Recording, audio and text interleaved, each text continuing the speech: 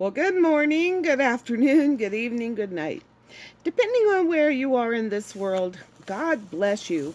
This is Gloria White coming to you from Utah, USA. Today we're going to continue in the complete Apocrypha in the book of Jubilees, and we're going to start in chapter 45. And Israel went into the country of Egypt, into the land of Goshen, on the new moon of the 4th month, in the 2nd year of the 3rd week of the 45th Jubilee. And Joseph went to meet his father Jacob to the land of Goshen, and he fell on his father's neck and wept. And Israel said unto Joseph, Now let me die, since I have seen you. And now may the Lord God of Israel be blessed, the God of Abraham and the God of Isaac, who has not withheld his mercy and his grace from his servant Jacob. It is enough for me that I have seen your face while I am yet alive. Yea, true is the vision which I saw at Bethel. Blessed be the Lord my God forever and ever, and blessed be his name. And Joseph and his brothers ate bread before their father and drank wine.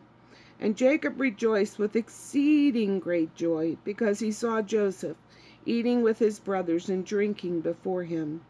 And he blessed the Creator of all things, who had preserved him, and had preserved him for his 12 sons. And Joseph gave to his father and to his brothers as a gift the right of dwelling in the land of Goshen, and in Ramesses, and all the surrounding region, which he ruled over before Pharaoh. And Israel and his sons dwelt in the land of Goshen, the best part of the land of Egypt. And Israel was 130 years old when he came into Egypt.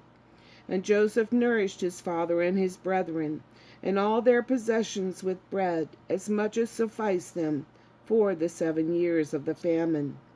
And the land of Egypt suffered by reason of the famine. And Joseph acquired all the land of Egypt for Pharaoh in return for food.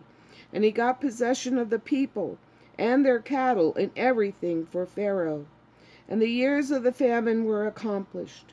And Joseph gave to the people the land, seed, and food, that they might sow the land in the 8th year. For the river had overflowed all the land of Egypt. For in the 7 years of the famine it had not overflowed, and had irrigated only a few places on the banks of the rivers. But now it overflowed, and Egyptians sowed the land, and it bore much corn that year. And this was the 1st year of the 4th week of the 45th Jubilee. And Joseph took of the corn of the harvest the 5th part for the king, and left 4 parts for them for food and for seed. And Joseph made it an ordinance for the land of Egypt until this day. And Israel lived in the land of Egypt 17 years.